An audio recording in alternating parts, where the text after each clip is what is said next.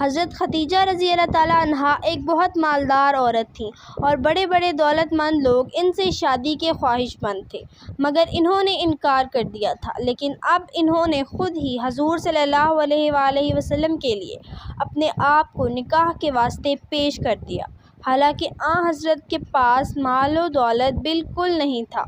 اس کا سبب ایک تو یہی تقدیری معاملہ تھا کہ اللہ تعالیٰ کو ان کا مرتبہ بلند کرنا تھا، لیکن اس کے علاوہ ابن اسحاق نے اس کا ایک سبب اور بھی ذکر کیا ہے۔ وہ کہتے ہیں قریشی عورتوں کی ایک تقریب ہوا کرتی تھی جس میں وہ مسجد الحرام میں جمع ہوا کرتی تھی۔ چنانچہ ایک دفعہ وہ اسی طرح مسجد الحرام میں جمع تھی کہ ان کے پاس ایک یہودی آیا اور کہنے لگا، اے قریشی خواتین، تمہارے درمیان ایک نبی ظاہر ہونے والا ہے جس کے ظہور کا زمانہ اب قریب آ چکا ہے، اس لیے تم میں جس کے لیے بھی ممکن ہو سکے وہ ضرور اس کی بیوی بن جائے۔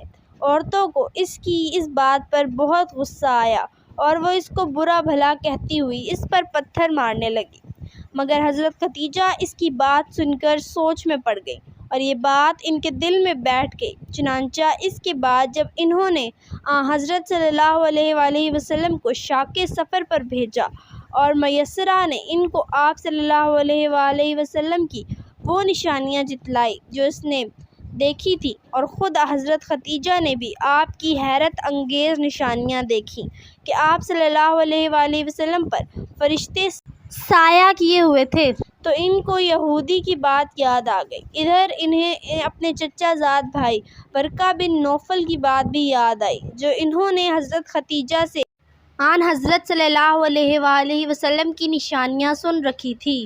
انہوں نے اس وقت دل میں سوچا، اس یہودی نے جو کچھ کہا تھا اگر وہ صحیح ہے تو وہ نبی اس شخص یعنی محمد کے سوا کوئی دوسرا نہیں ہو سکتا ہے۔ حضرت خدیجۃ الکبریٰ کی یہ خاص خصوصیت ہے اور اس میں کوئی دوسری ام المومنین ان کی شریک نہیں ہے۔ اسی طرح حضرت خدیجۃ الکبریٰ کی اور بھی ایسی منفرد خصوصیات ہیں جن کی بنا پر آپ دوسری ازواج معلومات سے ممیز و ممتاز نظر آتی ہیں۔ وہ یہ کہ آپ تمام مردوں اور عورتوں سے پہلے اسلام لائیں۔ آپ کو رب العزت نے خود سلام بھیجا۔ آپ کو جبرائیل علیہ السلام نے سلام بھیجا۔ آپ نے نکاح کے بعد اپنی پوری دولت حضور صلی اللہ علیہ وآلہ وسلم کے قدموں میں نچھاور کر دی۔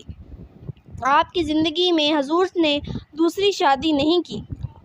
آپ حضور صلی اللہ علیہ وآلہ وسلم کے سب سے پہلی زوجہ محترمہ تھیں۔ آپ نے ہی سب سے زیادہ عرصہ بطور بیوی حضور صلی اللہ علیہ وآلہ وسلم کے ساتھ گزارا، یعنی پوری ربع صدی آپ کو رحمت للعالمین ہی نے کی رفاقت نصیب ہوئی۔ آپ نے مایوسیوں اور کفار کے چہرہ دستیوں کی ہجوم میں سرور کائنات ہونے کی ڈھارس بندھائی اور انہیں ہر منزل پر سکون پہنچایا۔ سب سے پہلی وحی آپ ہی نے پہلی بار ختم المرسلین میں ہے کہ زبان مبارک سے سنا۔ آپ کا وہ امتیاز جس پر محبوب خدا کے فخر کیا کرتے تھے یہ ہے کہ آپ ہی کے بطن سے حضور میں نے کہ خدائے بزرگ و برتر نے ساری اولاد دی۔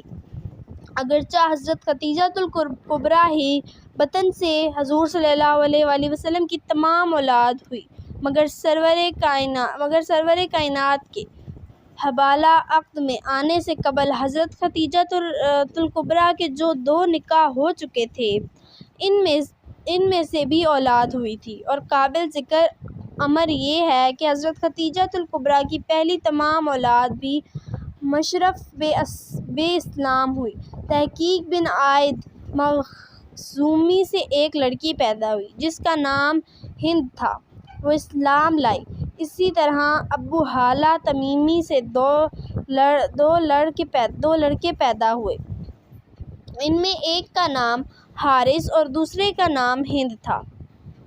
ابن عبد البر نے لکھا ہے کہ حضرت ہند رسول اکرم صلی اللہ علیہ وآلہ وسلم کے رحیب یعنی پرور داہ تھے۔ وہ اپنی اولاد وہ اپنی والدہ محترمہ حضرت خدیجہ کے ساتھ ایمان لائے اور جنگ جمل میں حضرت علی المرتضیٰ کے ساتھ دیتے ہوئے شہید ہوئے۔ مزید اچھی ویڈیو دیکھنے کے لیے ہمارے چینل کو لائک، شیئر اور سبسکرائب ضرور کریں۔